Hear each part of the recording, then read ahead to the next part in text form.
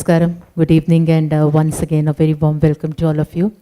Before we begin, I request all of you to kindly have a look if your mobile phones are not on silent mode. I request all of you to kindly put it on the silent mode, please. Thank you so much.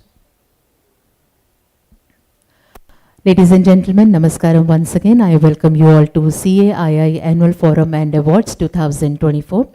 Ladies and gentlemen, CEOs Association for Inclusive India, that is CAII. It is a voluntary association for CEOs working for inclusive growth of India's through social, digital and financial inclusion initiatives. CAII, ladies and gentlemen, is advocating for administrative reforms and creation of population scale projects that are going to lead to Atmanirbhar growth.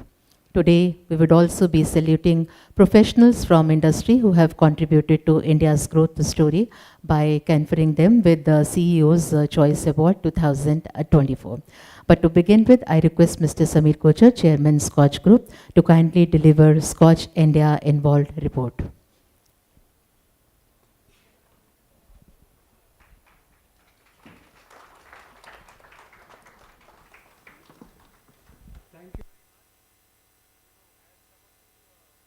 Already know it's also my 60th today, and people try not to work on their birthdays and spend time with their family and friends. And let me tell you that that's exactly what I'm doing. I'm spending time with my family and friends, because the cause that is the closest to my heart is the cause of India becoming a developed economy, people moving up the economic ladder, no one staying hungry, no one being unemployed. I come from a very poor family. I am a pre-reform family. I started my life as a bellboy. I used to lift bags and I used to wait for a tip. That's where I started, and then the Indian economy opened up, and a rising tide lifts all boats. So my boat also got lifted. So as a give back to the economy, I started studying that what is it that has changed and how it has changed, and I started writing case studies. And then I realized that there was no institutional memory in India for doing so. We became the only institution who was actually documenting all this. And it was such rich material that it gave me 20 books. So I published 20 books on various aspects of how India has changed since 1991 reforms, including the history of 91 Indian reform, which is 91 to 2016, the 25 years.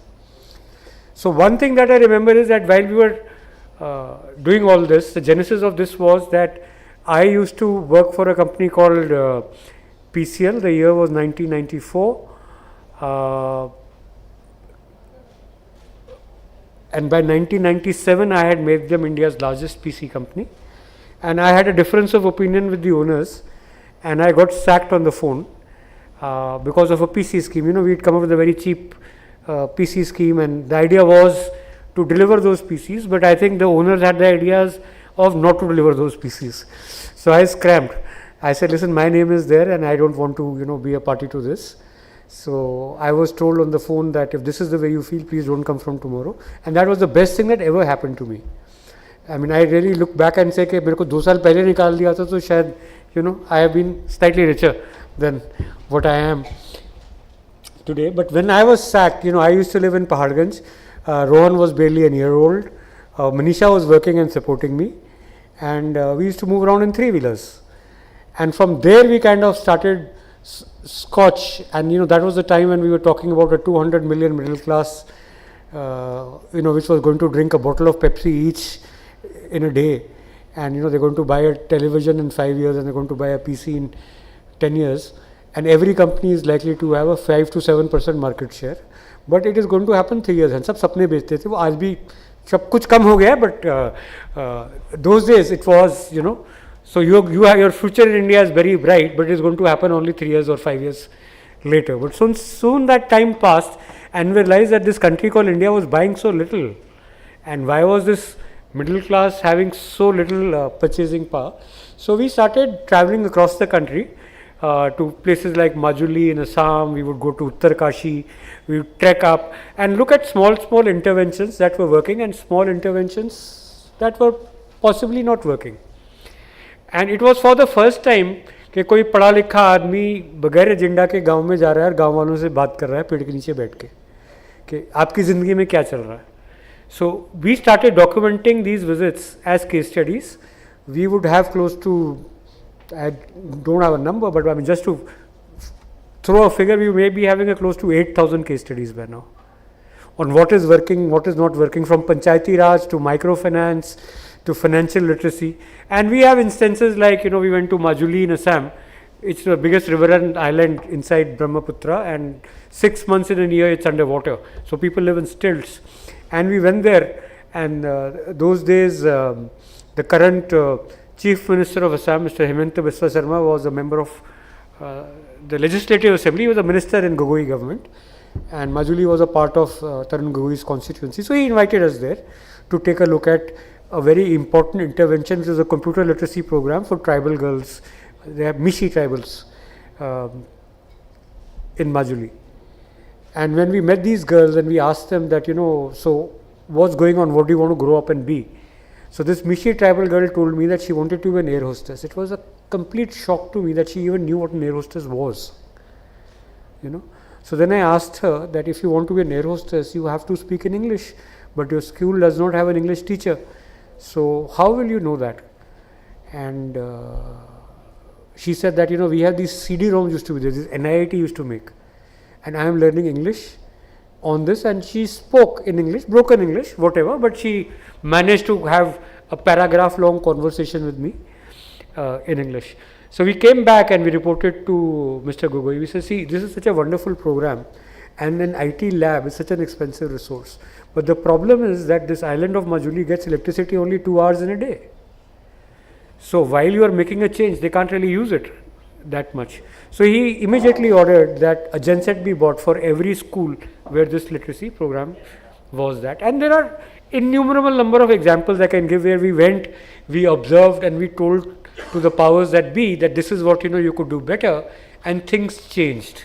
It started impacting lives. So we said, why don't we document it and make it a conference? And I mean, if it can work in Majuli, it can probably work in Uttarkashi or any other place which is geographically challenged. And I'm proud to say that of all the projects that we've awarded and studied and recognized over the years, practically each one of them has scaled and been replicated in many, many ways. So the reward actually of recognizing you and documenting what you've done is ours. And sometimes we find that the West is coming back and teaching us our gyan right back, package wisdom, like yoga. They're patenting yoga and telling us this is the right way to do. So there's disco yoga and there's steam yoga and whatever yoga, and this is how you do it. And we've been doing it for centuries. The same thing is true for philanthropy and ESG. Philanthropy in India is as old as it is in the US. So if you look at the Tatas and the Birlas, they started around the same time as US philanthropy started, and over the years concept of a business as a social contract with the people of the country evolved and established. But all social infrastructure historically in India was built by businesses, whether it's sarais, whether it's hospitals, whether it's dharamshalas, whether it's roads, you name it. Everything was done by the business community. Now, why would business community do that? Because this is not making money, right? Now, even then, I think the objective was de-risking of the business. You do good because any business takes away from the community. That's how the wealth is exchanged. So obviously you're taking money from somewhere. Now, how do you soften that blow, or how do you make things nicer for them, is to do some social work to build their capacity. So maybe sometime in their life they can also make money. So philanthropy, according to me, historically was a de-risking mechanism for people who were fabulously rich, or even kings or jamindars who were taxing, and people may feel exploited. So let me do some 5 good things. I mean, you may totally disagree with me, but I think fundamentally that's the logic that there was. Now this got canned as CSR, and then subsequently now you call it ESG. Now the big problem in getting Indian wisdom back from the West is that it gets a hidden agenda, in the sense that ESG is likely to be the next biggest trade barrier. So even in this time in WTO, they tried to bring out the subject of ESG, that why don't we put ESG as a condition. Now the thing is, this climate change problem is caused by the West. It's not a problem we created, it's not a problem, it's a problem we've inherited. But we have our own priorities. So when you say that ESG, environment, social and governance, so am I working for environment, social and governance of USA, of UK, or I am trying to do that for Mera Bharat Mahan? Because my set of problems may be very different than the set of problems those people have. And that is where we find that historically, if you look at, things have got hardwired with slow creeps, very, very gradually. The example that I give is, everyone used to say that, everyone, his brother used to say WTO is very good, World Trade Agreement and all of that, and then came ITA, Information Technology Agreement. Now everyone believes in motherhood statement, so yeah, IT is very good, so there should be zero tax on software, there should be zero tax on hardware. I was the only silly fellow who was telling India not to sign it. You know why not to sign it? Because hardware was zero tax, software purchase was zero tax, but software manpower export had a visa barrier. So about the only strength you had, so you virtually signed on your own death knell of the hardware industry, and you handed over all the patents and IP on software to the Western world.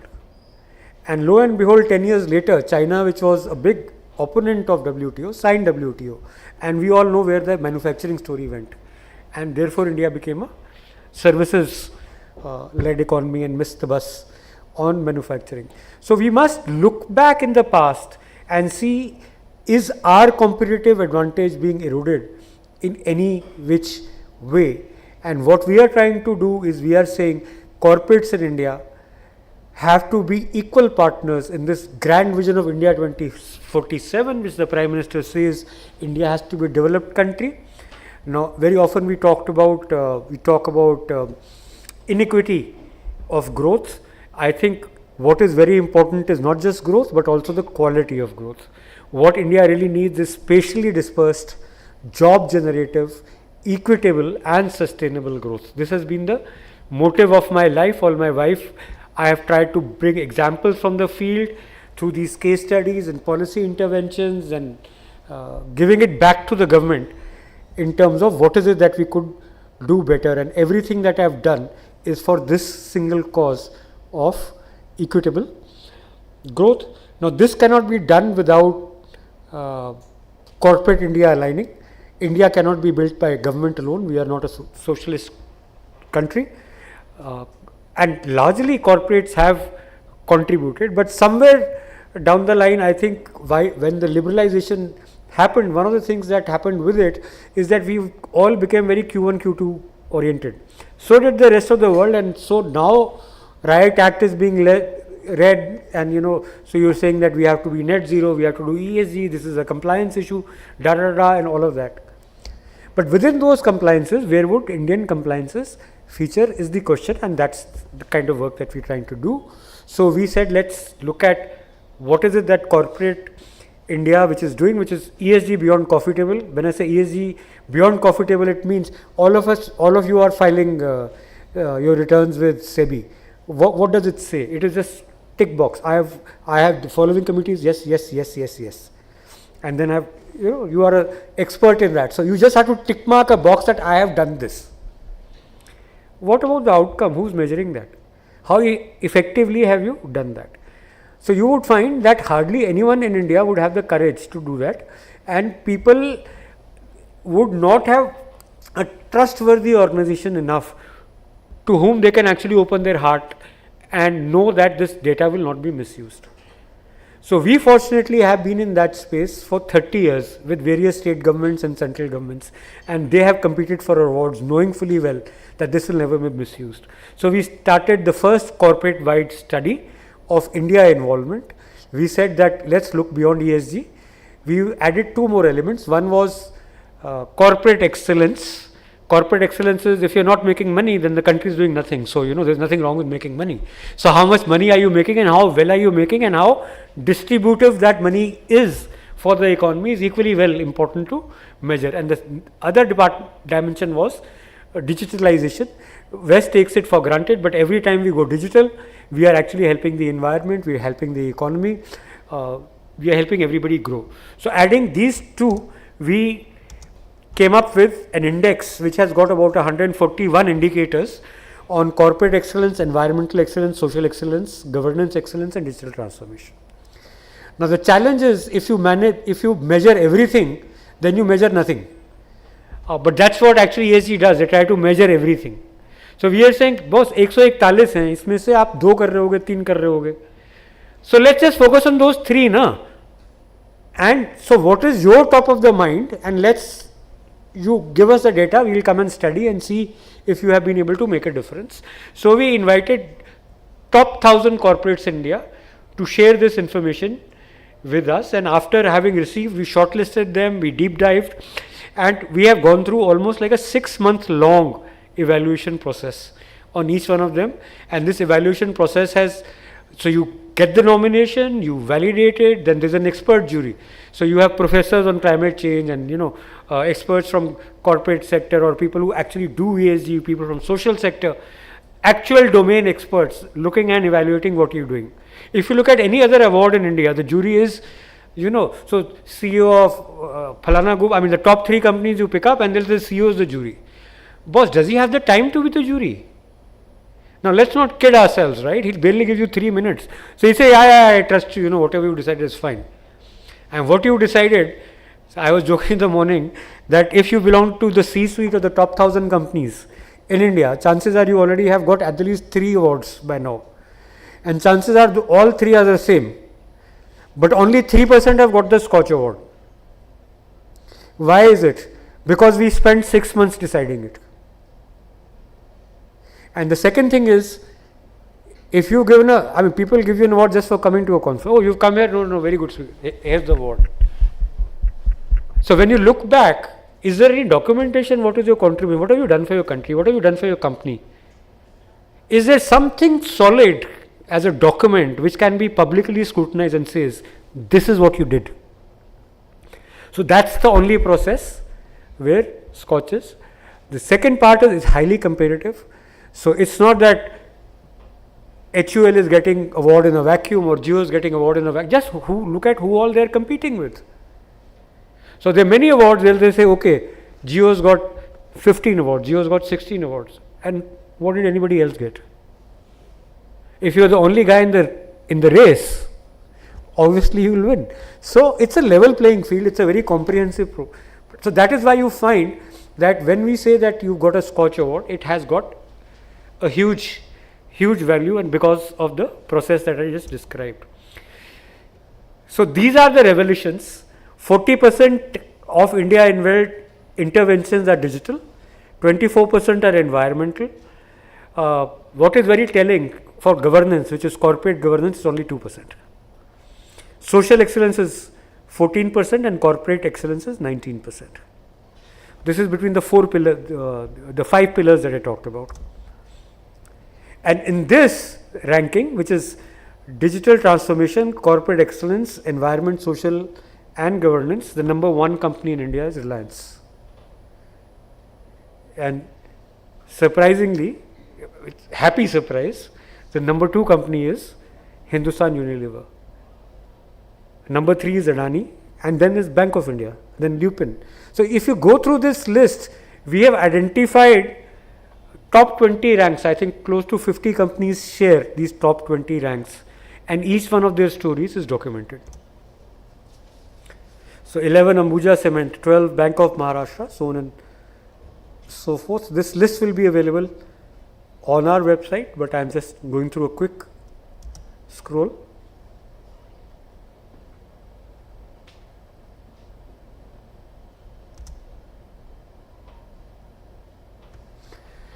So somebody told me what stands out for this, and I think I am repeating myself, but even if I am repeating myself, he said the surprise is not the companies that figure, the surprise is the companies who don't figure. So if you look at this list and you look at the guys who are flying Tiranga the highest and spending hundreds of crores on advertising saying that there is no more Indian than me, are the guys missing because they don't want to get evaluated.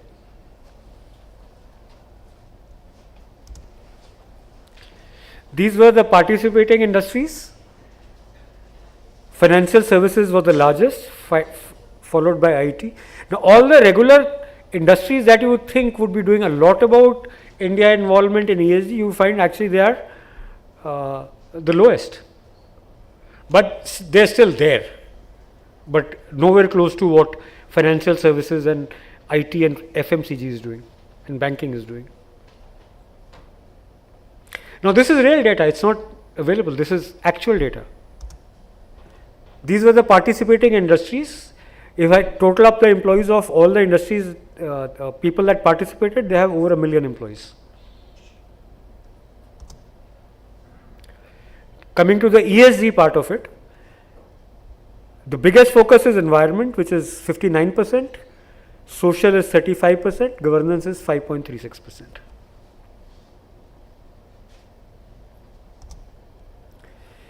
And the number one in ESG, which is across the 3 segments, is Hindustan Unilever.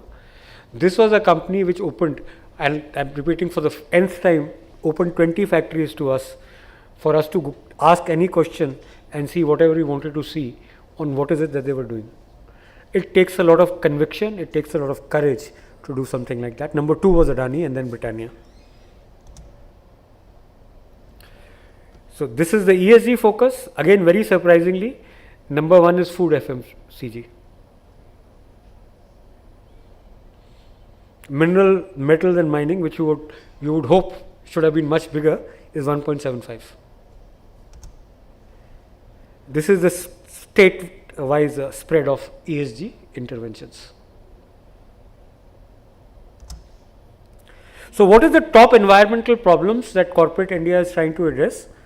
Dependency on fossil fuels is 30%, water consumption is 29%, waste management is 7%, air pollution 9%, energy consumption 17%, and others 8.47. And we can actually drill this down to we have micro level data on where this is coming from. So what are the top environmental solutions they're looking at? Shifting to greener options, adopting rainwater harvesting, elimination of hazardous material, awareness campaigns, and so on and so forth. Now, each one of these solutions is also being documented. So in case you have the same problem and you want to figure out how somebody else is solving it, that information would be available. These are the outcomes that they have reported.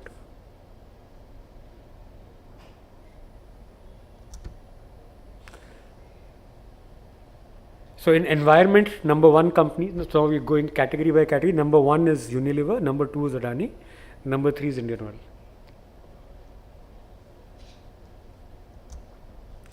These are the top social problems as identified by corporate India. Healthcare is on the top, digital literacy is number 2, skill development, gender exclusivity, cyber crimes, poor agricultural practices, lack of employment opportunities, so on and so forth. So these are the problems that they have identified, and these are the top social solutions. And having done these solutions, these are the outcomes that they report. Now this is live data of 50 projects that we've deep dived. So in social, again number 1 is Hindustan Unilever, number 2 is Ambuja Cements, and Adani Connex is number 3. Top governance problems, health and safety is the top, operational risk is the next, obsolete methods, upgradation required, and reputational risk is very surprisingly 7.14%. So this report also tells you what is it that maybe all of us should focus on reporting, because you may not be aware that as a part of ESG, this is what you can also report. You may already be doing it, but not reporting about it. So these are the top governance solutions.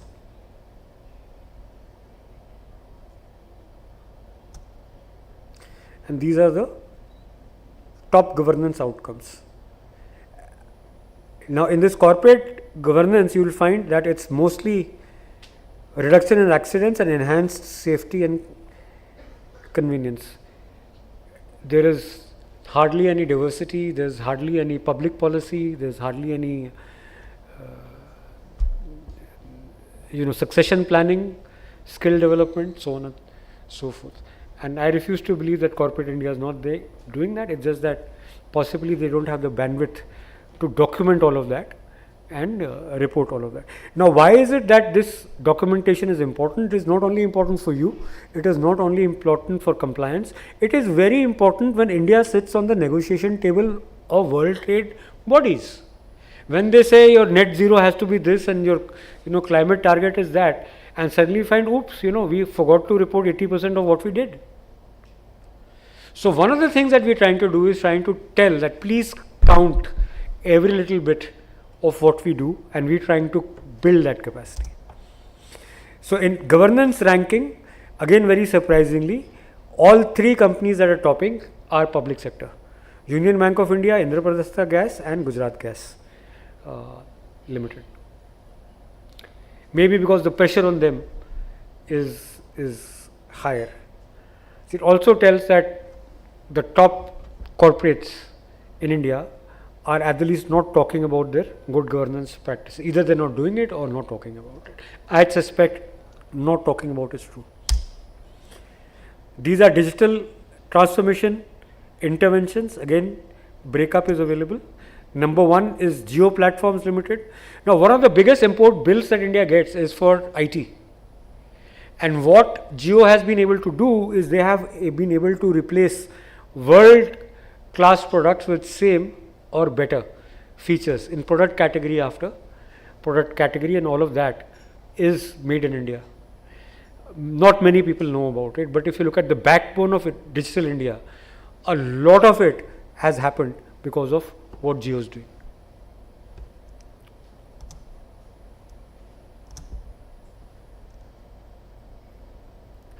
These are the corporate excellence interventions. Top is Bank of India, HDFC Life Insurance, Aditya Birla Health Insurance. So the financial sector seems to be more bottom line oriented, which is maybe obvious. This was the participating industries, and this is our ethics policy. So that brings me to a end of this report. This is just the top view. The complete report will have case studies and breakups and all the data available. We are hoping to publish it so that all of us can learn from each other, and then we would like to use that document to give India a voice on the ESG table, and we need everybody's help. Since you're doing so well, please help, come on the table, say what is the I mean, a lot of stuff that HUL is doing, they don't even consider it ESG. It is 100% ESG. Somebody, the gentleman from Gujarat Gas in the morning, say they give free gas to crematoriums, and they don't even count it as ESG. I say it's 100% ESG. Look at the wood that you are saving. आप उसको धर्म में क्यों डाल रहे हो? Because in your mind you think it's charity, but in the country's balance sheet it is ESG, and we better count it. So this is what this India involved study is all about. It is for the first time we are, to put it very crudely, we are measuring your sense of patriotism. We are saying that put your work where your heart is. If आपके दिल में हिंदुस्तान है, you want India to become a developed country, you want it to be truly Atmanirbhar, irrespective of who is the party in power, is a very strong, vibrant India is what we want to leave back for our children. Then do join hands with us in this initiative. Contribute whatever expertise you have. We don't take too much of your time. Most of the heavy lifting is done by the Secretariat, but we will grow one person at a time to take this message forward. Thank you very much.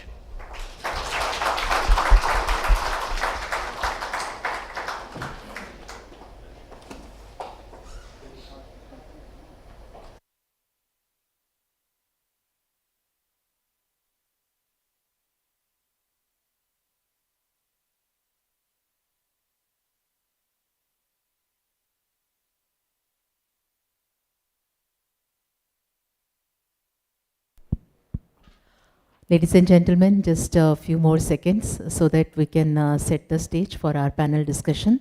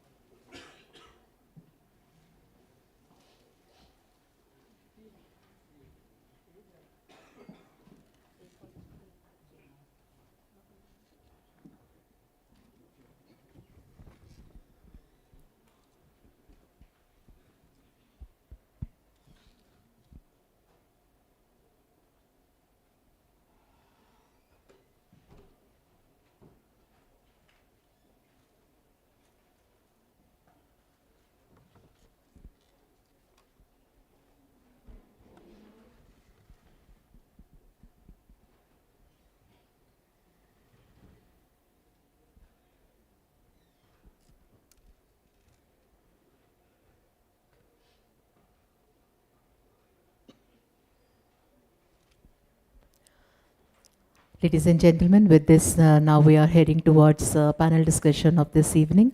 Why CFOs care about ESG? And for this, we have our esteemed panelist among us. May I please call upon stage Mr. Ritesh Tiwari, Chief Financial Officer, Hindustan Unilever Limited. Sir, we welcome you on this stage. He is a global finance leader with rich experience in leading diverse teams across the UK, India, and other Asian markets. He is a future-focused, high-energy, result-oriented business leader driven by his purpose, reimagine possibilities and bring value with values. He has been through various leadership roles like Global Category Finance Director and Vice President Finance Global Supply Chain. Mr. Ritesh Tiwari, Chief Financial Officer, Hindustan Unilever Limited. आपका बहुत-बहुत स्वागत करते हैं sir. May I please call upon stage Mr. Vinod Baheti, Chief Financial Officer, Ambuja Cements Limited. Sir, we request you to kindly join us on the stage. Mr. Vinod Baheti has more than 20 years of corporate life at various leadership positions in the manufacturing and the finance industry and bring mindset of professional entrepreneurship. Prior to joining at CFO of Ambuja Cement Limited, he was Group Head Merger and Acquisition and Corporate Finance for Adani Group. Mr. Baheti has recently successfully completed the acquisition of Ms. Sanghi Industries Limited and has joined its board as a non-executive and a non-independent director. Mr. Vinod Baheti, Chief Financial Officer, Ambuja Cement Limited. Sir, we welcome you. We also have Mr. Samir Kochar, Chairman, SKOCH Group, on stage, reform historian, Mr. Samir Kochar, Chairman, SKOCH Group, has authored 20 volumes and the most acclaims being Modinomics. His work has been acclaimed globally and endorsed by Mr. Narendra Modi, M. Venkaiah Naidu, and ladies and gentlemen, the list is really long. And at the same time, Dr. Gursharan Dhanjal, Vice Chairman, is also here on the stage. I request Sir, Samir Sir, to moderate and Mr. Dhanjal to co-moderate this session. Thank you. Okay, sir. It's the other way around, ladies and gentlemen.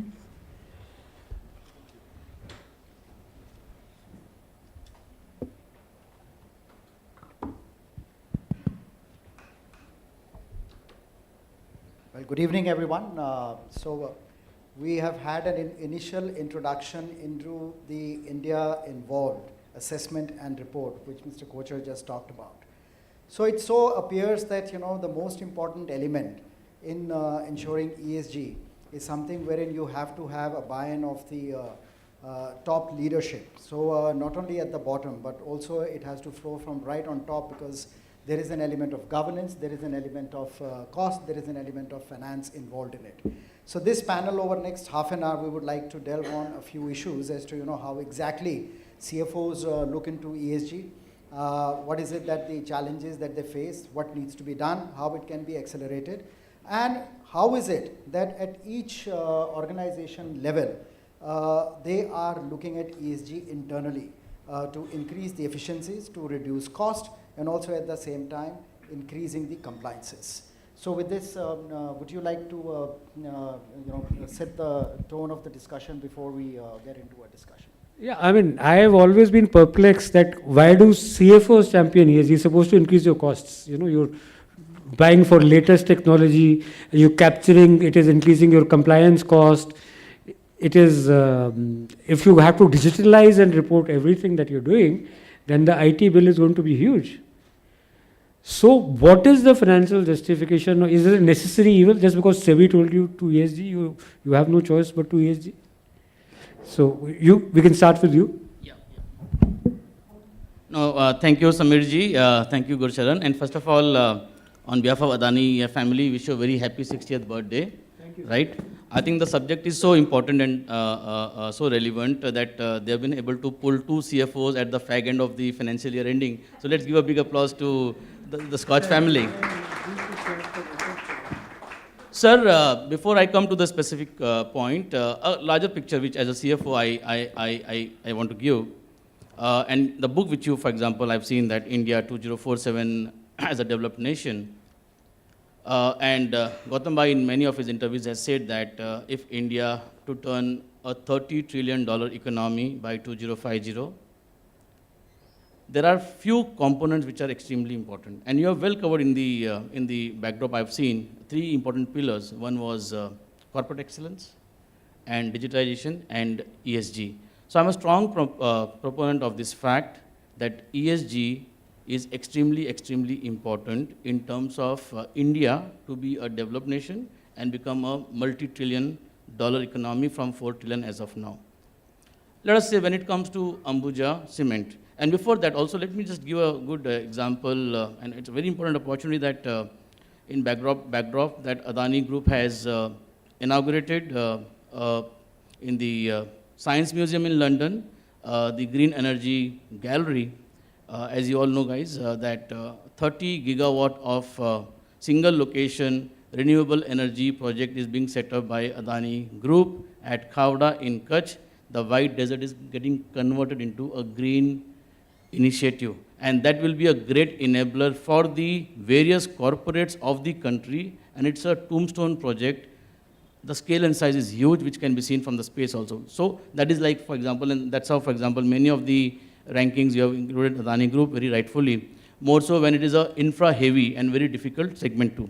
When it comes to, say, cement, and I'm also very happy to see amidst the big boys of banking and FMCG, cement generally, for example, has been correlated to be a little more industry using coal, high on carbon, consuming fly ash, bulk, bit of little dirty industry, right? But if you see Ambuja in the slides, I actually feel very proud, and rightfully so, because I'm also an ex-banker. Before joining Adani Group, I was in banking industry, and then when I became CFO 1.5 years back, I've seen a complete different format of how groups in India, and especially when I look at Adani, but of course the corporate groups in India are now looking ESG as a valuable investment more than an expenditure, right? So that is, for example, now picking up your point, as a CFO, I don't find ESG as an expense out of compulsions,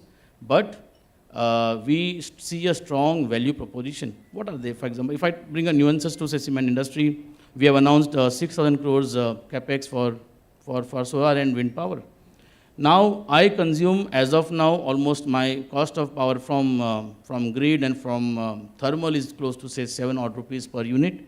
And when I look forward to green energy, solar and wind as a combination, at the different locations of my plants from the Gujarat Khavda project, I will get at, say, 3.5 rupees per unit, which means straight away 50% savings on the cost, and the payback is less than 5 years. So from an economics perspective, I can go on endless examples that how, for example, we are looking ESG as a value proposition, and hence it's my favorite statement and more like close to as a CFO, when we have announced like from 70 million tons to 140 million tons of capacity doubling up in 5 years, I always tell to my team, this 2x should lead to 5x minimum growth in stakeholder value creation.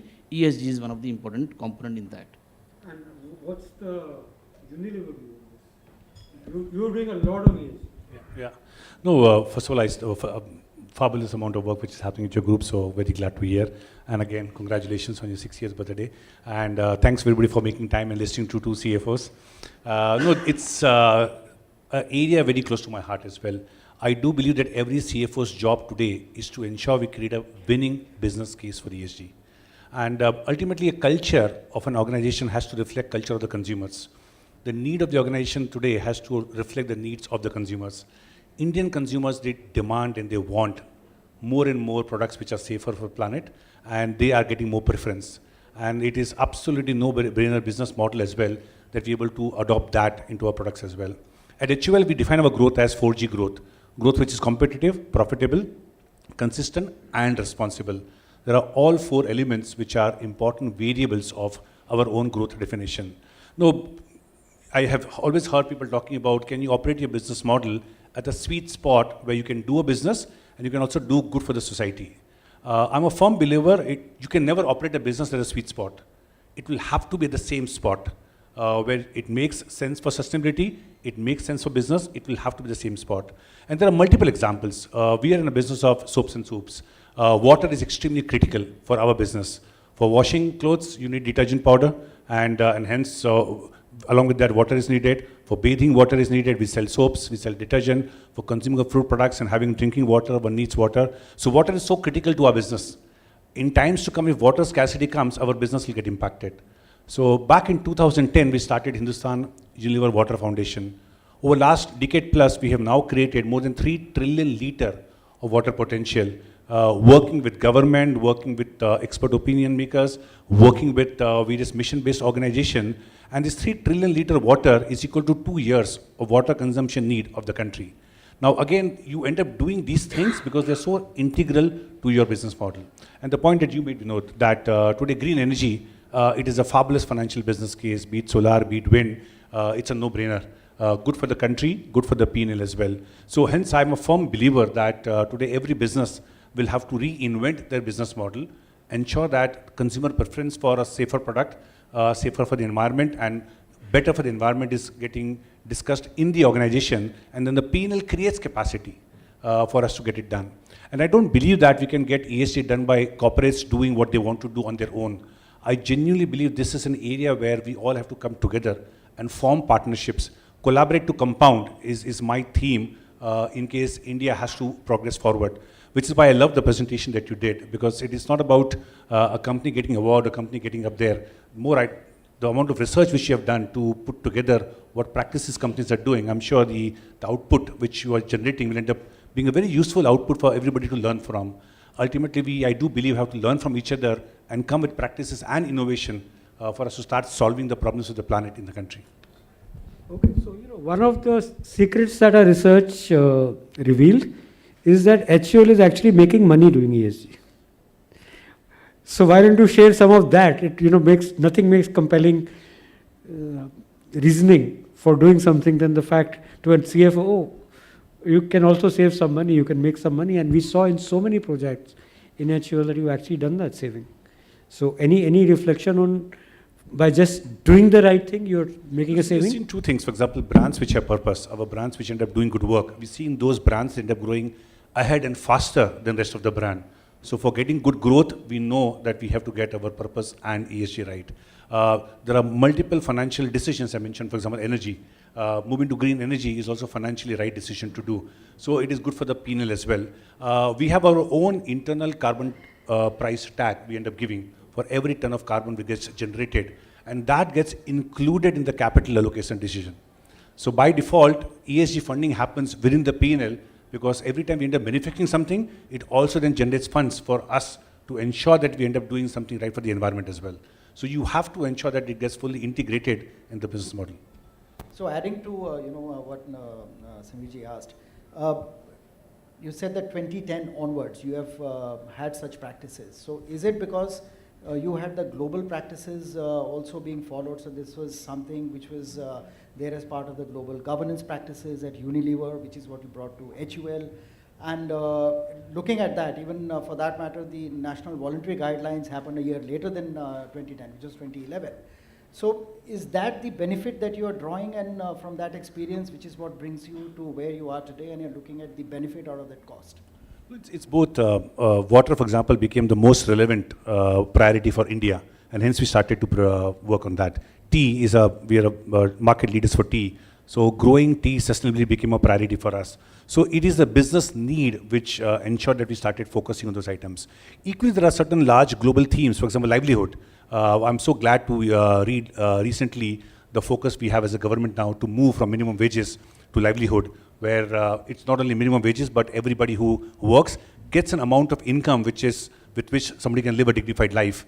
And that concept we have globally adopted as Unilever. And it absolutely made sense for us to adopt that in India as well. So our ESG agenda, which has 33 metrics, they're publicly spoken. Our annual report, our website publishes all those 33 metrics. There are KPIs and timelines given to them. It's a combination of what we want to drive globally and also what is relevant and important for India. So it's a combination of both of them. And, what's been your experience there? Because you haven't had that global kind of a learning, but since you're a homegrown organization, and looking at the sustainability reporting, which is coming to being in just about a couple of years ago, 2021. So how prepared did you find yourself and then braced up immediately thereafter to derive those benefits, which is what brings you to a point wherein you say that you're actually saving costs? If you could share some numbers around. Yeah, no, I think so more than say reporting and again the rankings and all, I think we strongly believe in the value system. From a ESG perspective, if I give you some examples, so we are one of the largest industry in terms of circular economy. So let us say, for example, fly ash, which is like a complete waste for the thermal power projects, and you have heaps of fly ash mountains all over, say, India. And the cement industry consumes sizable fly ash. So like in my cement, 1/3 of the raw material is a fly ash. So like as part of the circular economy, we consume, so Ambuja itself consumes 20 million tons of say fly ash, which is a great, for example, recycling of the waste of one industry. Second is, if you know that typically boilers, typically those kilns and all in cement will use coal, but governments now allow, and that is again a positive thing as a ESG benefit, that the oil waste or the industrial waste, etc., in a particular degree can also be used in kilns, and that is what we say alternate fuel. Now it's a very interesting factor, and hence many analysts track what is this alternate fuel ratio, which is we say TSR, thermal substitution rate. The more the thermal substitution rate, the lesser you consume coal, and therefore it becomes more efficient and more cost benefit. This fuel comes to us at practically zero or negative cost, and the only cost which we incur is the logistics cost, right? So that is again a state of a benefit which comes to the industry, apart from, and fly ash was practically at negative cost. Even in few areas you will get at negative cost. The only cost is the cost of the freight. So when it comes to a circular economy, cement has those advantages as of now. But gradually now, with more and more say demand coming in, now even these components are becoming in high demand. So which were negative, now they're turning into a positive cost for the industry. Having said that, I think the industry is now looking at a transformational. So I would say we are still in a ESG version 1.0. I mean, these are like baby steps, warm-up steps. These are like very simple steps. The transformational steps will come in when we start using, for example, ammonia or hydrogen, green hydrogen into the kiln and remove completely coal out from the whole process. That is what, for example, the industry is aspiring for, and globally and within India also some of the companies are working on. And Adani has an advantage. Why? Because we are having a green hydrogen project, and therefore there will be a good integration. But maybe in 10 years' time, when this industry matures and the technology matures, you will actually find this industry substantially transformational, changing into a high grade of high level of say ESG, right? And that will be much valuable when the economics are in line with the requirements. So right now, this technologies of ammonia and green hydrogen may not be of competitive levels, but maybe in 10 years' time this will be, and then industry will not require coal of the magnitude what we are consuming. So ESG is a boon for my industry, if I have to say, substantial boon, and hence most of my analysts, not only local but global analysts, are closely tracking on. So when we announced 60% of our power will be green power, everyone is super excited. When I say 27% of my coal will be replaced by the alternate fuel, everyone is excited. When we say we are becoming more and more efficient, when we are becoming more and more logistics-wise also green logistics, the markets are excited. So I think these are all happening at a value proportion, not under any kind of compulsion. Right? So, to your mind, is there a difference between CSR and ESG? Because we are one of the very few countries which has this mandatory CSR.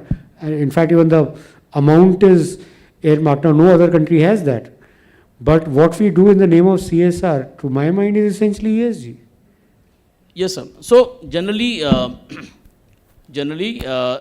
terms of say CSR, which is more towards say community engagement, and when it comes to ESG, people relate more to industrial applications. But yes, CSR is a subset of say the ESG. The S component is anyways very important. Now, whether both are highly relevant, absolutely, because like when it comes to say I have 36 all over India, 36 plants. I have thousands of dealers and distributors, and as an overall say, supply chain, when we look at it, CSR as an important component of ESG, we focus a lot in terms of community engagement. We serve almost like 22.5 million people at the locations where we operate. And if I have to just give the numbers, by 2030, we have taken a target of say 3.5 million. Now this community engagement plan is extremely important and vital as part of my business. So while there would be intangible benefits coming in, but even this is an investment from my perspective more than an expense. Typically people look CSR as an expense and ESG may give you monetary benefits, but to me CSR, which is a subset of ESG, is equally a very valuable investment. So as you would know that Ambuja Foundation, which is a very highly recognized foundation, where not only we contribute our fund, even the other corporates. So if I contribute 1 rupee, there are 5 different corporates who are putting their 5 rupees, and that is how the corpus is being used by Ambuja Foundation. Now this is like a collaborative, what Ritesh mentioned, a collaborative approach of ESG. There are multiple examples like this. So yes, CSR is actually a larger subset of say ESG. And I think it's about doing the right thing somewhere. Somehow we've got siloed in saying that I have to do the right thing inside my company. What stops me from doing the right thing outside my company? And one example I often give is aspirational districts program of Niti Aayog, which was the 100 most backward districts of India, and then they put Niti Aayog in charge, and there was zero budgetary support. And they did intense monitoring mechanism, they put it in place. And the second thing was a lot of CSR money came in from Piramal and Gates Foundation and corporates.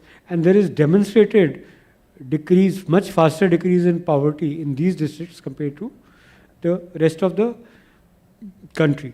Another example I was looking at this morning, somebody was talking about plastics, Britannia, I think gentleman from Britannia. They say, so if we consume, 3,000 tons of plastic, then we have to take back 3,000 tons of plastic, and we report to a government portal. And it is not brand specific. I don't have to take Britannia wrappers back. I can take any wrappers back. I think so we need to really evolve to that level of freedom. That, okay, so what, I'm depleting water here because my factory is here, but somewhere in Rajasthan I am increasing the water table. So it should balance out. So let's not get very dogmatic about it. And the idea is that could we have an Indian model and an Indian voice within whatever frameworks the West is talking about, and saying that doing good means doing good. Samir bhai, as you said in the first, in the beginning, lots of good things are being done by corporate India. It's actually the way you highlight. And so like in February, I practically acted as a virtual CFO, and I was all over my plants, 30-day trip, and I just wanted to get the pulse of exactly how the plants are operating and what kind of say ESG and CSR initiatives, etc. being taken. To my surprise, and also like the investors relationship sits with me, and also Neeru, my colleague, he is my ESG head, he sits with me. To my surprise, so many good works are being done at the units, location, and that's a very good spirit people are working on. And if you rightly highlight and get it captured, which we are doing it now through digital tools, and now also like as a group we are implementing a complete digitalizing of ESG, that will bring substantial level of score upgrading. What these global giants are doing, they are doing, we are also doing, but the only point is, it is not coming in the right way and manner. Now, for example, now we have roped in, say, consultants, KPMG is helping us, digital tools, all of this will see a substantial improvement, and I'm sure many of the corporate India are also doing. They're taking the actions, but it is not getting properly captured.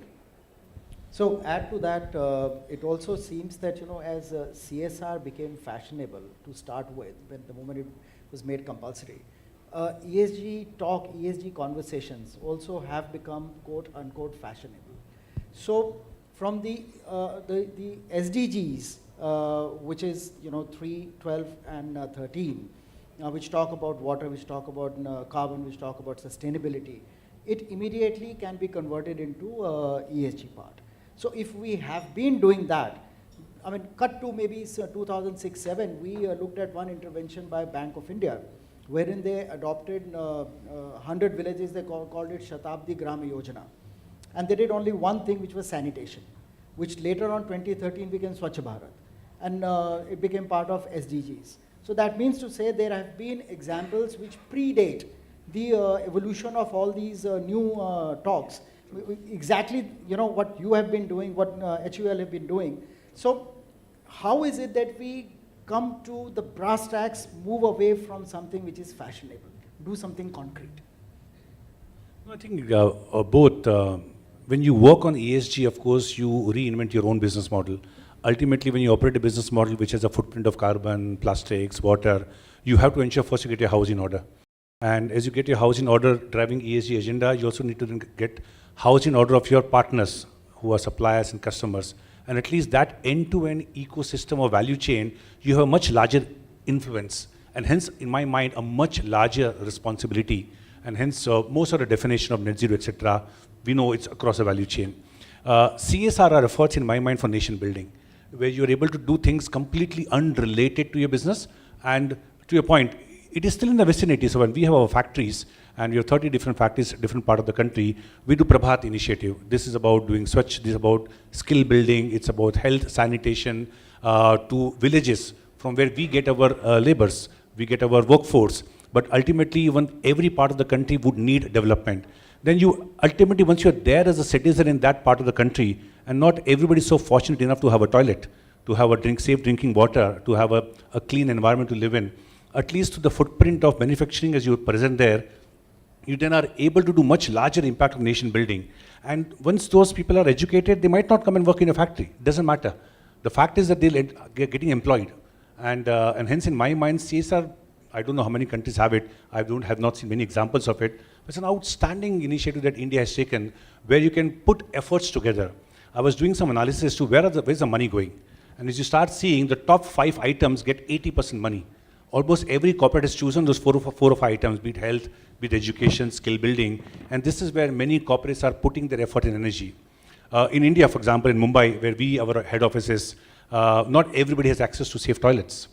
We have now created 16 Suvidha centers, working with BMC, the Bombay Municipal Corporation, working with HSBC. And in the 16 locations, there is toilets, there is bathing facility, there is washing facility. For 4 lakh people, it provides a dignified living. We end up saving 100 million liter water every year because of that. So there are many such initiatives. It might not be related directly to your business, but ultimately, we have to also clean the environment as well.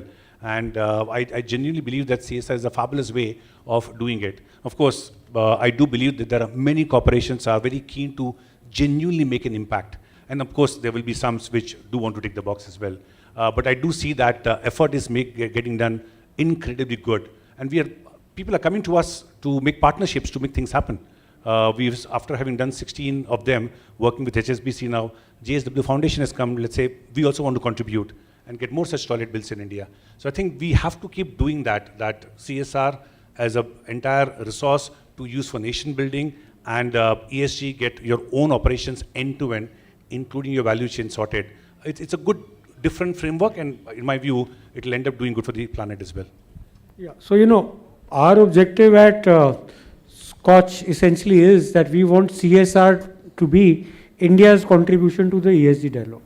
We are saying that we are also doing this because it solves very specific problems to India, which are also in the ESG domain. And once we do that, then one of the things that I've been hearing since morning is that documentation is a big problem, while we are there. Why documentation is a problem? Because most of these outcomes are in the qualitative domain, they are not quantitative. And the only expert organization is in measuring qualitative outcomes and converting it to a number is SKOCH. We've done that for 30 years for governance. So we can say that why rural development in Andhra Pradesh is better than rural development, let's say in Maharashtra.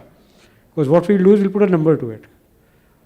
And so we have a fine-tuned methodology, and then you can compare, and every year you add. So you say, this is the incremental change. So I think that is another expertise that we are trying. So if you look at this report and you're finding it very good, is that you see the end product, when you see the case studies and all of that, it's something which is eminently doable. And if you do a case study and say, this is 6 out of 10, So you compare it with 6 out of 10 on air pollution, 6 out of 10 on water harvesting, 6 out of 6 is a 6. I think data, I genuinely believe, will help in a big way. So when we have mandated in India BRSR, now people might not like it initially, but my personal view is an outstanding step forward. Once you start, we know as CFOs, whatever you start measuring starts to then yield and start to improve. And I'm so glad there are multiple items as India we are measuring now. It has started with top listed companies. I'm sure it'll start spreading more into value chain in times to come. And once you start having that information, first of all, you start know that where you can start collaborating more. Plastic is not an issue for one industry or two industry, it's across. Health, sanitation, skill building, there are so many items which are pan-industry. That data which will start becoming available rich will itself will start to move the needle. Take an example of diversity. And today, amount of women which are deployed in workforce is changing dramatically. Now, top 1,000 companies have to start reporting their diversity data. By default, you will see focus start to come in. Any information which just becomes public, people want to work on it. Now, at HUL, we are virtually gender balanced organization. We were not there X years ago, but I'm sure there are many companies. I was giving a talk recently in a large finance team. It was surprising to me there was not a single woman in the room. It was a different company, but one of the conversations which I had with the team very openly as I was giving that talk, I said, why would that be? And it has not become a part of priority for the business this point in time. And they got thinking as I finished my talk, giving and speaking to them. And they promised to me that they will end up doing that work in their team to do it.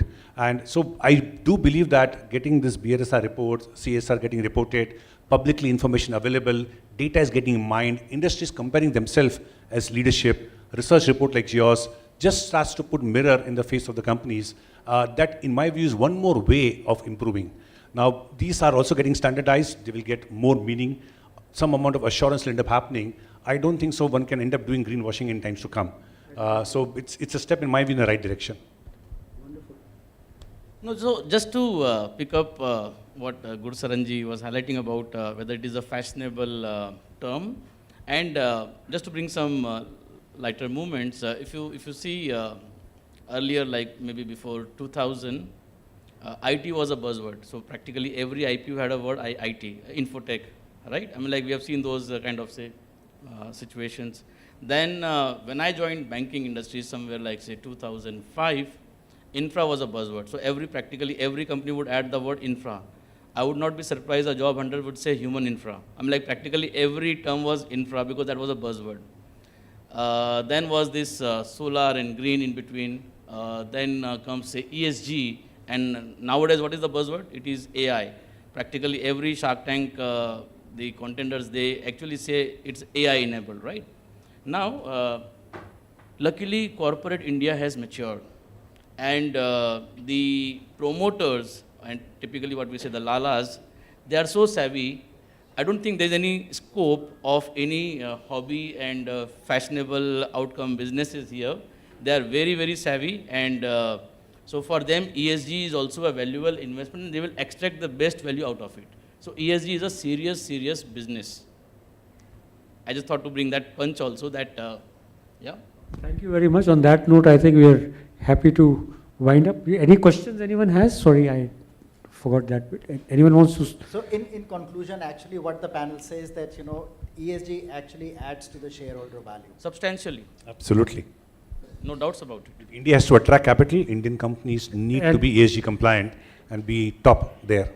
And as per Mr. Beheti, CSR is a subset of ESG, and as per Mr. Ritesh Tiwari, it's a good neighbor of it. Is that correct? So, thank you very much. We Appreciate thank the the Sir, thank panelists. you. Appreciate it.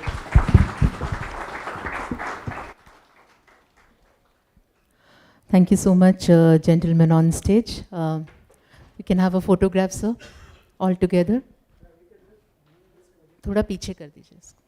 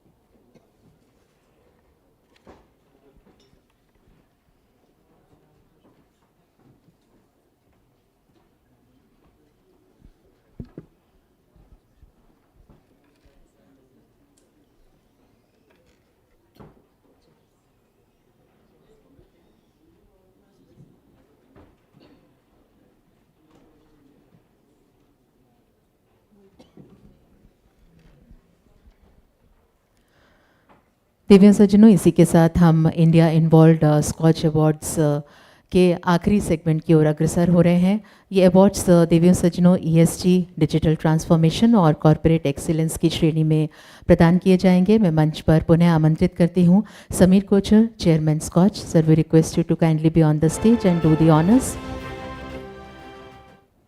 सबसे पहले award दिया जा रहा है silver scotch award ESG category में Ambuja cements limited को उनके project को processing plastic waste in cement kiln, और इसके लिए मैं मंच पर आमंत्रित करती हूँ मिस्टर विनोद बहेती CFO और साथ ही miss Neeru Bansal head ESG। आप दोनों से निवेदन है आप मंच पर आएँ। Ladies and gentlemen, this is our Silver Scotch Award in ESG category for Ambuja Cements Limited for their project co-processing plastic waste in cement kiln. Would you like to tell us briefly about what this project does? Okay. Yeah, so in this co-processing, as we were talking earlier, what we are doing is to have the calorific value from plastic waste, which used to be a huge nuisance in industrial areas of Gujarat. So with the support, we started trying it in the cement kilns. Over time, the amount is now more than 2 lakh ton. And when we say that when we use this much, so we avoid that much of coal. In addition, the carbon footprint of using this waste is much lesser. So it's almost 25 to 30% lesser carbon footprint. We are saving in terms of coal, and we are removing that much of waste from the environment. So that is the focus. And our efforts are to increase it more and more and to blend with other ways. Niru, we are minus 6. Yes.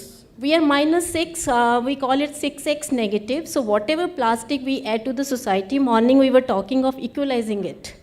Like companies like Britannia or Adani Wilmar, whatever they add, they just want to balance that out. In our case, whatever we add, we remove 6 times more from the environment. So whatever plastic waste in terms of packaging we add to the environment, we take away 6 times more from the environment. Wonderful. Thank you. Congratulations. That's very, very encouraging. They'll Thank pack you it so and give much. it to you. Divya सज्जनों, silver scotch award की हम एक बार फिर से घोषणा करते हैं। ये अवार्ड ESG कैटेगरी के लिए है। LTI माइंड ट्री को ये अवार्ड प्रदान किया जा रहा है virtual learning in rural government schools. इस प्रोजेक्ट के लिए मैं मंच पर आमंत्रित करती हूँ mister Panish Rao, global head sustainability, और साथ ही mister Pratyush Panda, principal director ESG LTI Mindtree limited for their project virtual learning in rural government schools.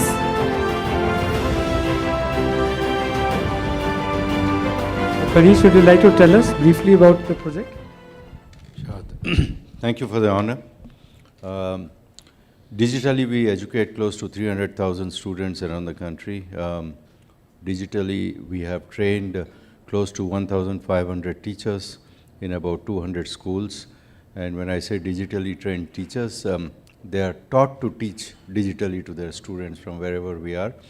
And I think about 2,000 plus of our employees teach students around the country digitally too. Thank you. Congratulations. Thank you.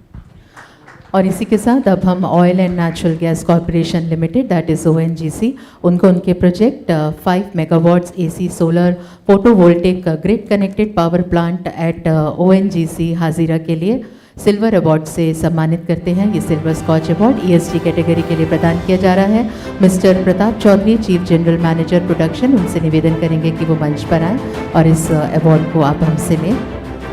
Ladies and gentlemen, this award is for Oil and Natural Gas Corporation Limited, ONGC.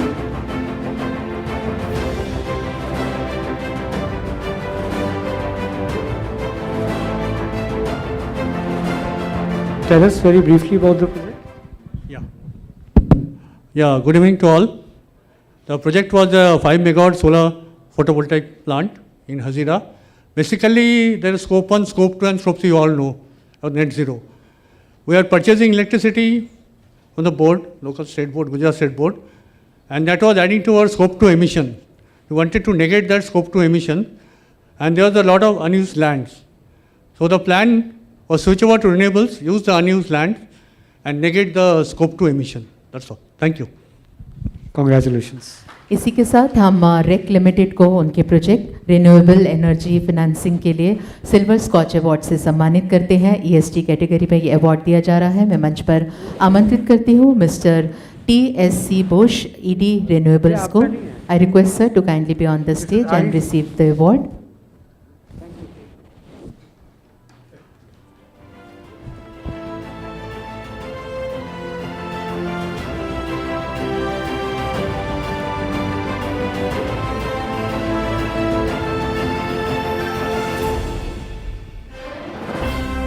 Ladies and gentlemen, this award is for REC Limited for renewable energy financing. Tell us briefly about what you've achieved.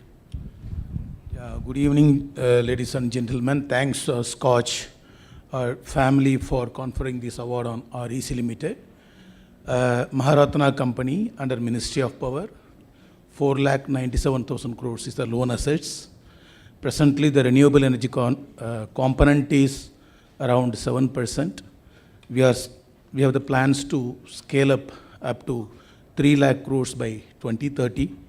Presently, nodal agency for, apart from strategic partner for various flagship schemes of Government of India, now we are given the nodal agency for rooftop solar also.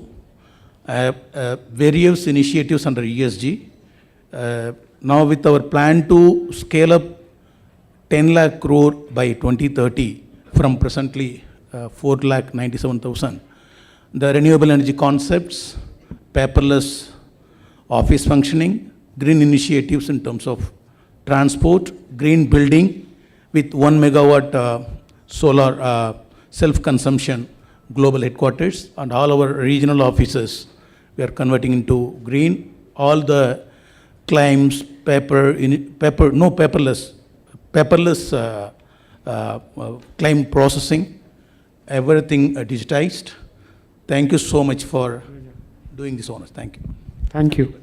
Thank you. Thank you so much. और इसी के साथ हम चैतन्य गोदावरी ग्रामीण bank को उनके project performance in financial inclusion के लिए गोल्ड स्कॉच अवार्ड से सम्मानित करते हैं। ये अवार्ड कॉरपोरेट एक्सीलेंस की श्रेणी में दिया जा रहा है। मैं mister T Kameshwar Rao chairman CGGB से निवेदन करूंगी कि वो मंच पर आएं।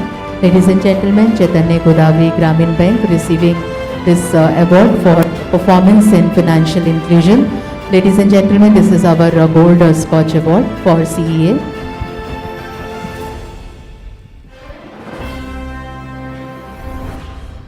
Can you tell us briefly about it?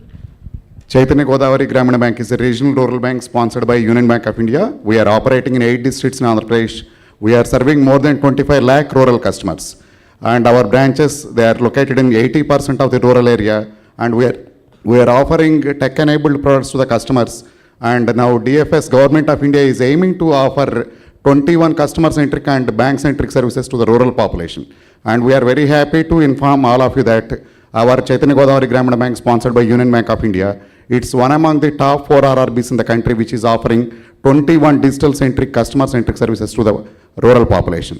And now we are offering internet banking, mobile banking, video KYC, call center facility, CKYC facility. Like this, we are offering all the facilities on par with PSBs and private sector banks to the rural population. And we have grown by 25 times from 2007 to 23, and our net worth has grown from 49 crore to almost 1,000 crore over this 16 to 17 years period. And thanks for this award, sir. Thank you all. Thank you all. Thank you very much. इसी के साथ हम yes bank को उनके project sustainable finance के लिए silver scotch award प्रदान करते हैं। ये अवार्ड ESG कैटेगरी में है। मैं सिद्धार्थ पटनायक जी से निवेदन करूंगी कि वो मंच पर आएँ और इस अवार्ड को आप लें। Ladies and gentleman, this award is for Yes Bank for their project sustainable finance. This is silver scotch award for ESG. Siddharth, would you like to briefly tell us about the project? Yes. For Yes Bank, environment sustainability as well as climate disclosures has been a key commitment area. In fact, as part of our ESG framework, we kind of lay special emphasis to address specific risks, social, environmental, and climate risks into our portfolio. So this is something that I just wanted to briefly mention. Thank you, Scotch, for this award, and congratulations to Sameer. Thank you. इसी के साथ हम Welspun living limited को उनके project women empowerment के लिए gold scotch award से सम्मानित करते हैं। मैं mister Sanjeev Ranjan, head operation से निवेदन करूंगी कि वो मंच पर आएँ और इस अवार्ड को आप हमसे लें। Ladies and gentleman, this is gold scotch award in the category ESG for Welspun Living Limited for their project Women Empowerment.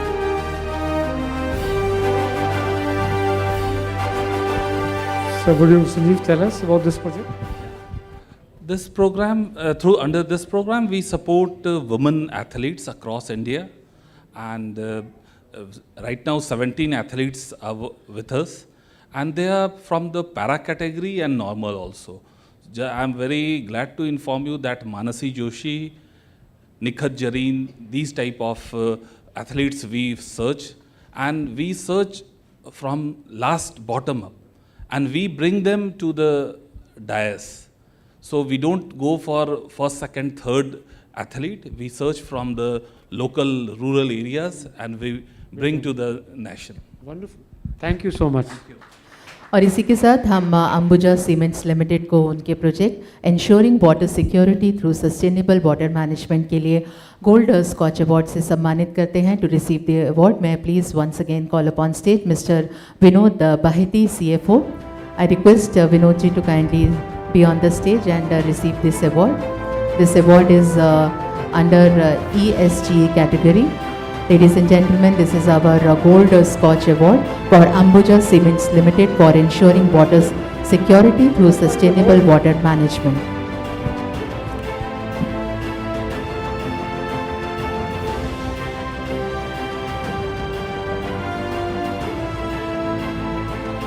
Is there any USP of this project? Yes, certainly. I'll little bit like to talk about this initiative we have.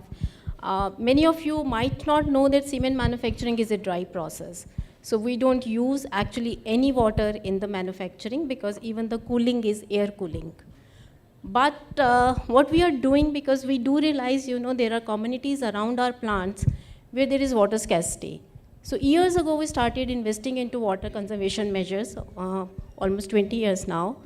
And even in the Kutch area, the arid area, we have been able to reverse the salinity.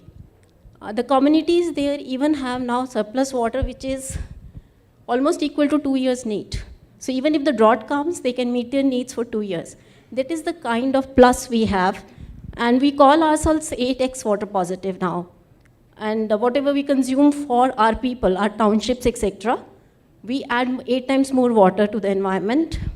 Some of the plants are even 20 times water positive. And some of the plants are 2x water positive, but its average is 8x. But very interesting factor, which when I said, like in February when I visited, and when we have in India world's highest altitude cement unit in Himachal. We should invite you sometime, and you will see. And then you will, when you see actually that at the altitude which is highest in the world, you have a cement plant.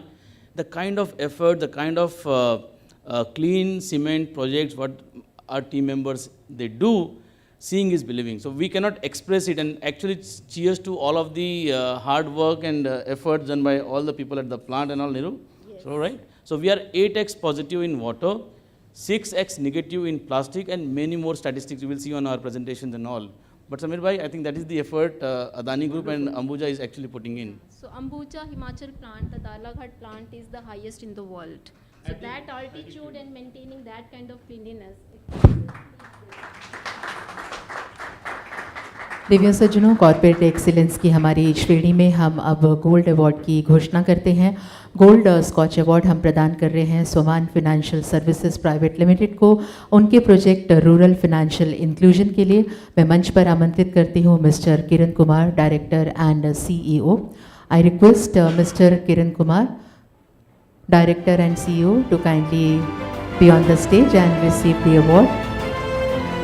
Ladies and gentlemen, this is our Gold Scotch Award for Corporate Excellence, giving for Swaman Financial Services Private Limited for their project Rural Financial Inclusion.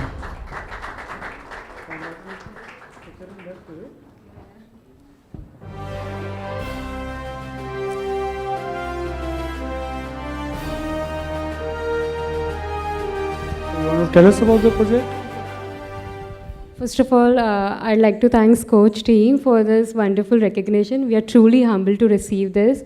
And as the new age NBFC MFI with the twin goal of financial inclusion and driving impact, I feel pride in mentioning that our 80% of workforce works in more than 21,000 villages to provide microloans and formal way of lending to these women entrepreneurs who are usually excluded from the formal lending services. And it's a huge honor for us that this recognition has been highlighted. And we all look forward for more such milestones, and it's still day one for us. Thank you. Thank you very much. Congratulations. और इसी के साथ Welspun living limited को उनके project 40 MLD STP to treat recycle and reuse for manufacturing के लिए gold scotch award से सम्मानित किया जा रहा है। ये ESG कैटेगरी के लिए है। Mister Sanjeev Ranjan, head operation, उनसे निवेदन है कि मंच पर आएँ और इस अवार्ड को आप ग्रहण करें। और Welspun living limited, ladies and gentleman, this award is our gold scotch award under ESG category. Our plant is at Anjar in Kutch district, and it's a very water scarce area.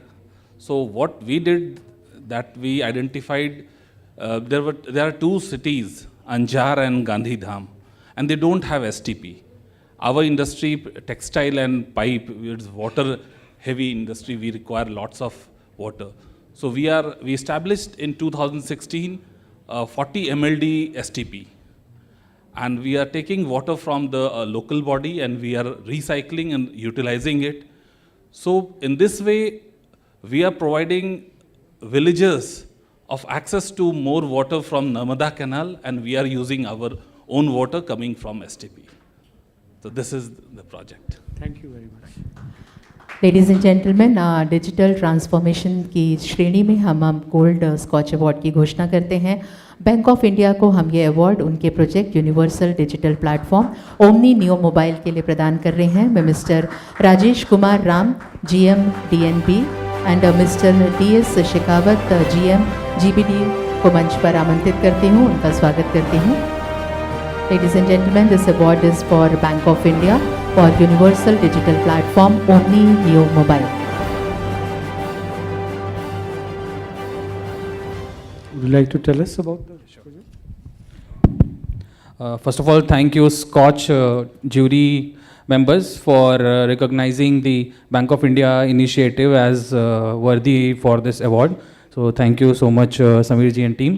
Talking about the initiative, so Bank of India has been a pioneer in the implementation of technology initiatives. There has been a lot of initiatives like Infinet in terms of ATM when we started with RBI, and things like that have been done over the period.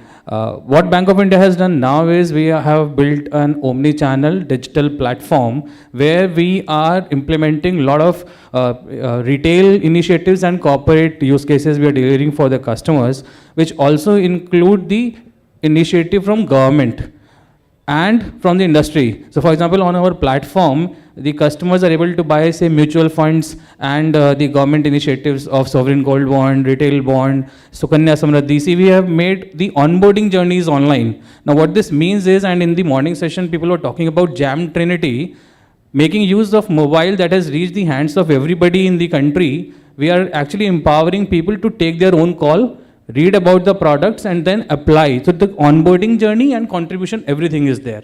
So that's the initiative that we have implemented. Congratulations. Excellent. Thank you. Thank you.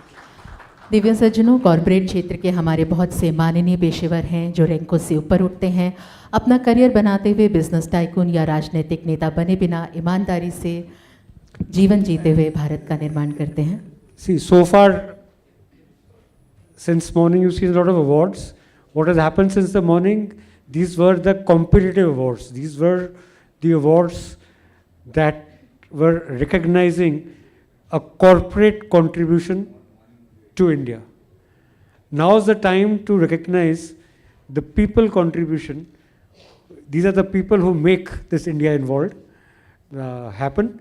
So we have the CEOs Association of Inclusive India, where all of us work, and the methodology for this award is non-competitive. It's a different methodology. It is done in consultation with the school of earlier awardees and experts, and it's a different in-depth kind of a process which is through observation and endorsement by industry peers and colleagues. So it's a peer evaluation that happens, and we have two kinds of awards here. One is what we call CEO's Choice. CEO Choice awards are for professionals. These are people who work in organizations, but they not just work there, they build them and they contribute immensely. And the second is what we call India Involved Awards, which are for owners, people who actually own the organization. So these are two different categories. I thought I'll give that clarification before we move on to the first award. Now, the first award is? तो sir ने awards के बारे में, categories के बारे में बता दिया है. हम CEO's चॉइस अवार्ड की ओर अग्रसर हो रहे हैं. CEO of the year information technology, इस अवार्ड को हम प्रदान कर रहे हैं mister Shailendra Kumar, senior vice president and regional managing director. Ladies and gentlemen, Mr. Shailendra Kumar, Senior Vice President and Regional Managing Director, Oracle India, a committed leader with more than 30 years of executive experience building successful teams and running successful businesses. He serves as a leader, mentor and partner to Oracle's vast community of more than 50,000 employees, customers and partners in India. His core competences includes cloud, delivering on customer expectations and partners, and leading a team of dedicated professionals to serve the India ecosystem, including banking and financial services, healthcare and education. Ladies and gentlemen, let's put our hands together for Mr. Shailendra Kumar, Senior Vice President and Regional Managing Director, Oracle India, receiving CEO of the Year, Information and Technology. Congratulations, sir. Thank you very much. And I'll tell you that more than, his contributions professionally, of course, are enormous. A lot of Digital India is his work. Whatever you see happening in financial sector, a very large part of it is his work. If you look at what is happening in agriculture sector, what drone Didis sector that we talked about are his work. But more than that, he is a beautiful, beautiful human being.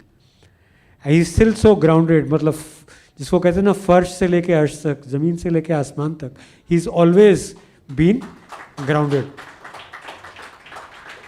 And he's a person who's so senior, and I mean like a corporate leader, but he still doesn't want to leave the place where he lives, because that's where his roots are.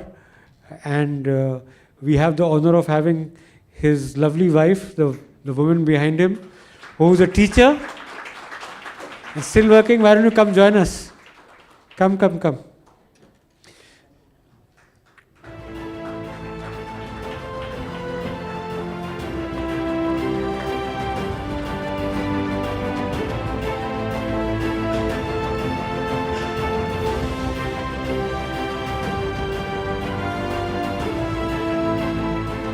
As I say, all the achievements are his, but all the sacrifices are hers.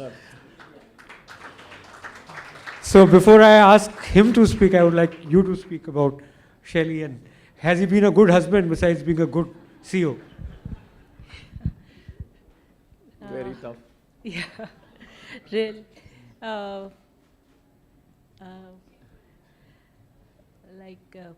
He's a good person. Yeah, good person. No, certainly, thanks. First of all, thanks a ton, Samir. Thanks a ton, Scotch. Really appreciate and honored with this award. It's been very, very exciting journey with Oracle now for more than a decade. So transforming the organization first, transforming the ecosystem, and then taking the transformation to all the customers. As you rightly said, some of the biggest financial services projects which are happening today, whether in payments or you see projects, especially UPI, We have been able to work with many of our customers and transform them. Things happening in education, some of the biggest projects like digital infrastructure, those things have been game changer. Similarly, we talk about manufacturing, startups, SMB. It's been a great journey. And of course, I've been there, but more than me is my team. Thank you, team. Really, really appreciate. So we have Gitu here. Gitu, why don't you come up? Gitu, come. Because that's a friend in common we have. Oh, yes, of course. Satish, you know, has been involved with me in so many projects. Thank you. So Gitu, how's the boss? Well, salute to the boss, I would call it. I know Shelly for almost 25 years in the industry, known about him, worked a bit with him. But last 9 years, I've dedicatedly worked with him. And I think, as you rightly said, his humility, his commitment and passion, and most of all, you know, everybody who works in Oracle, they have a direct approach to him. His response time to an email is like 3 minutes. I don't know, wherever in the world he is, you definitely get a response from him on email. And he's brilliant on WhatsApp. You can always connect to him, always get. So his guidance, advice, support is instant. Amazing, amazing person to work with. Thank you, Shelly. 10 years. He's going to complete a decade in Oracle as the regional managing director now this year. So we've only grown 3 digits every year, I think, across all lines of business with him. Thank you. Congratulations, Shelly. Absolutely. The Oracle team is here, so thank you, everyone. Great honor for all of us. Thank you, Sameer. Thank you, Shelly. Thank you. Congratulations, sir. Divya सज्जनों, CEO's Choice Award की अगली award category है CIO of the year contributions to digital India, और ये सम्मान हम प्रदान कर रहे हैं mister AK Gupta, director IT services board member. Ladies and gentlemen, Mr. AK Gupta, Director IT Services Member Board IFCO. He is an innovator at heart who has been leading the digital transformation at IFCO. He has contributed to organization by uplifting it from mere fertilizer producing company to a company using technologies like AL, ML, cloud and even drones.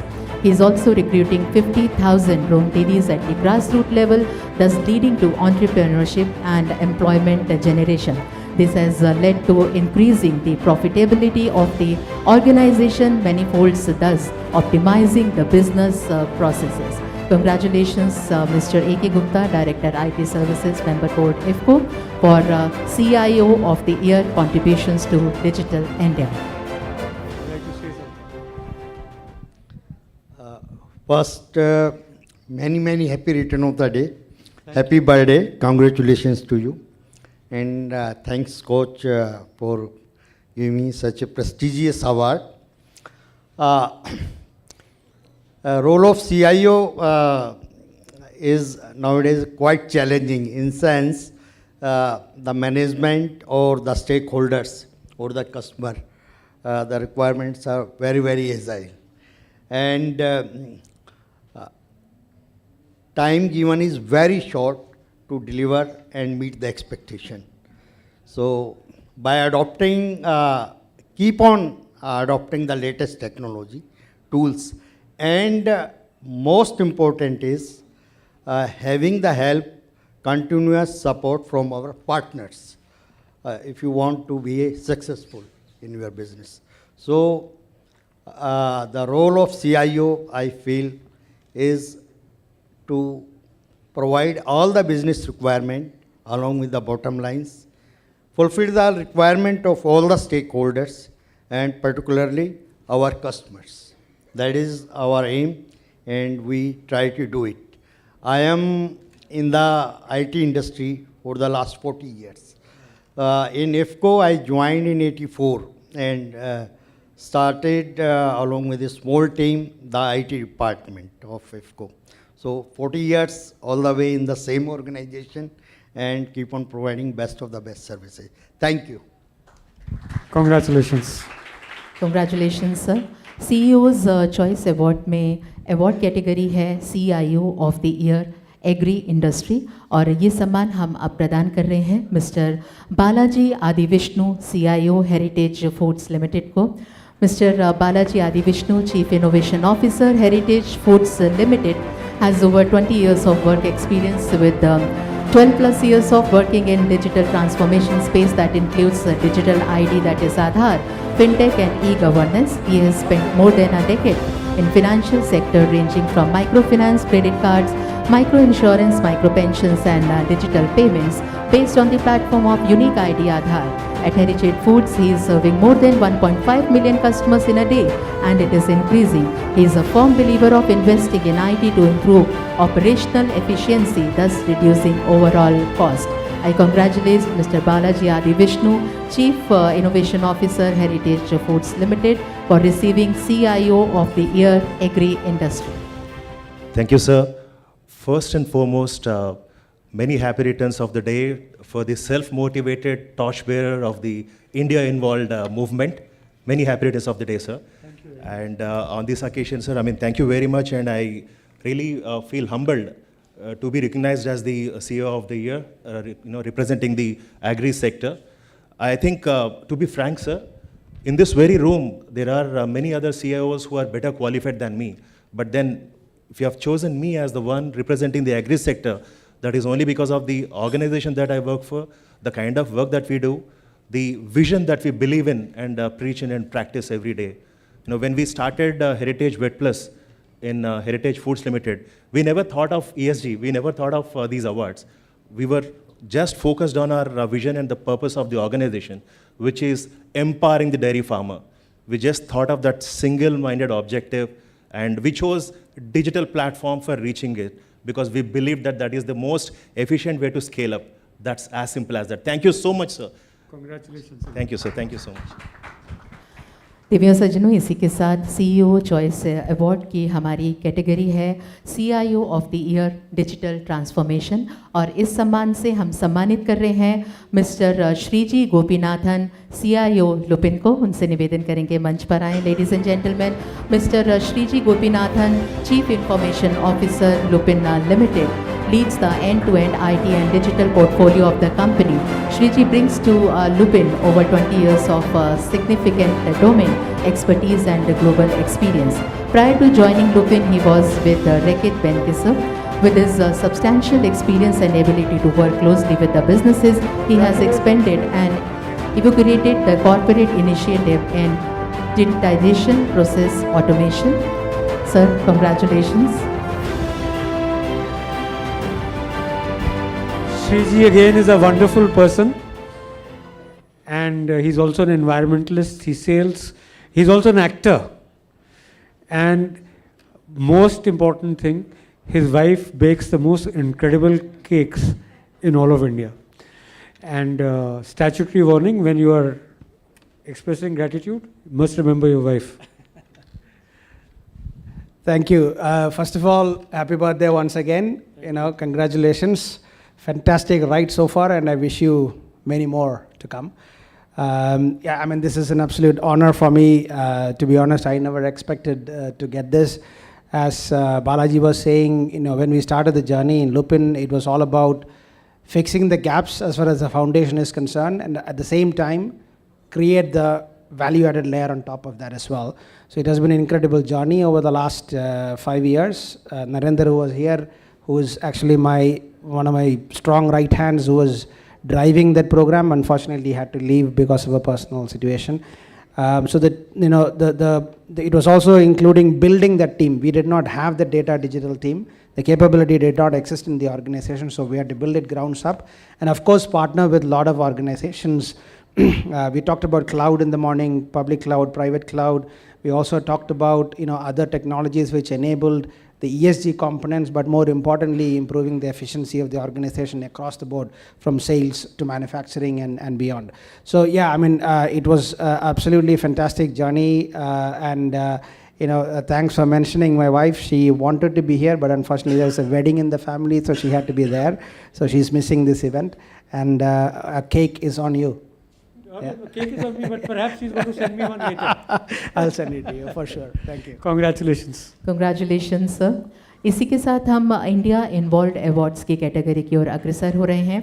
CEO of the year heavy industry, इस award से अब हम सम्मानित कर रहे हैं mister शुभ्रकांत पांडा जी को, CIO SBI MF।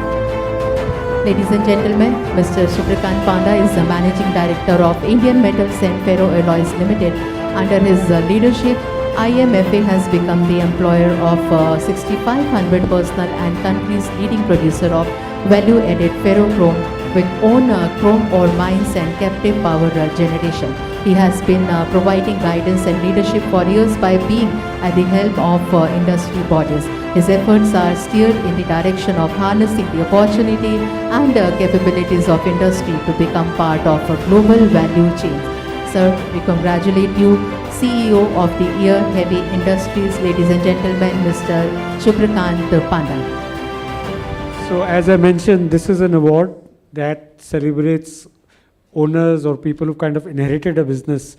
But Subrikant inherited a business with a very deep value system, which came from his parents, his father specifically, who set up this business. And he's kind of built on that manifolds.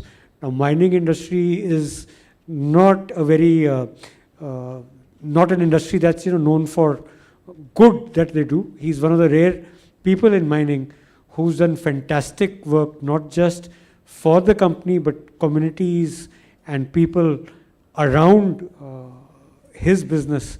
He's done an absolutely incredible job. And for that reason, he's been conferred this India Involved CEO of the Year award.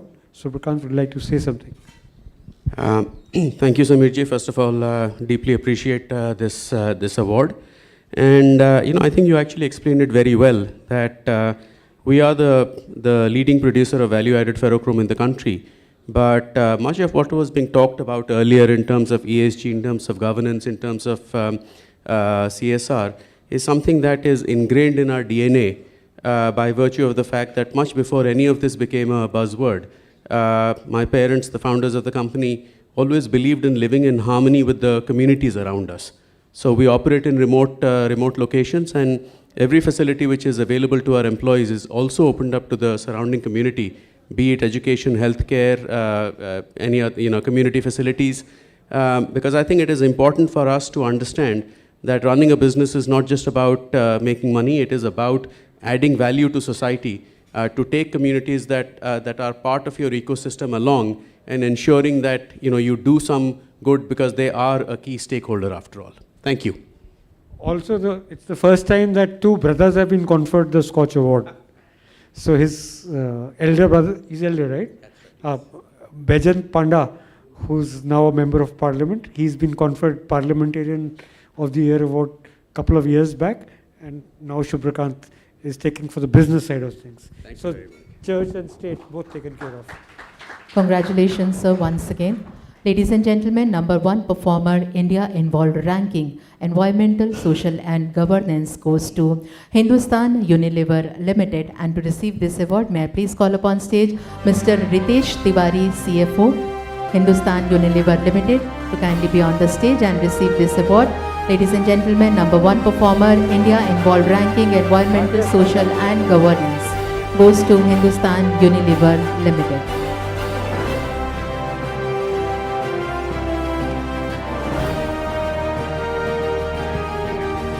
Like in the morning, this award comes as a statutory warning. Scotch is not an ESG rating agency or a financial advisory, and these awards are not meant to make your investment decisions on. After that, I put it to Ritesh, and why and how HUL has done such a wonderful job. Thank you so much for conferring this award to us. We believe at HUL that what's good for India is good for us. And the only way we can end up growing our business if India progresses. And hence, whatever we can do to ensure that the nation building keeps happening is what we focus upon. So appreciate the award, and as I mentioned, was impressed by the thorough methodology which went behind judging this. So honored. Thank you. My pleasure. Thank you so much, sir, and congratulations once again. Last but not the least, #1 performer India Involved ranking, corporate excellence goes to Bank of India. And to receive this award, may I please call upon stage General Manager Mr. Rajesh Kumar Ram, Chief Manager Ruchir Asthana, and the Senior Manager Ashutosh Gupta. Ladies and gentlemen, this is #1 performer India Involved banking, corporate excellence goes to Bank of India.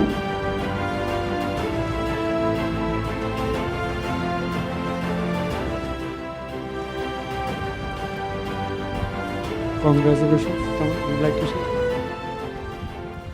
So thanks to SKOCH Group again, and because we're talking about the ESG, at Bank of India, the initiative and the impetus on digital banking is a lot, and to some extent that is helping us on the ESG side. Plus, you'll also be glad to know that Bank of India is among those banks which also has an ESG policy, and we recently came up with this quarter's Score 1 and Score 2 emissions report also. So that shows how committed Bank of India is.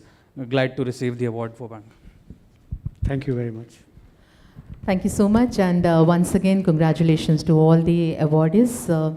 Now I invite Mr. Rohan Kocher to kindly say a few words. I request Mr. Rohan Kocher to kindly be on the stage.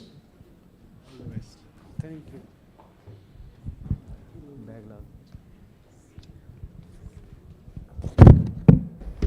Team, can we kill the live stream? Ladies and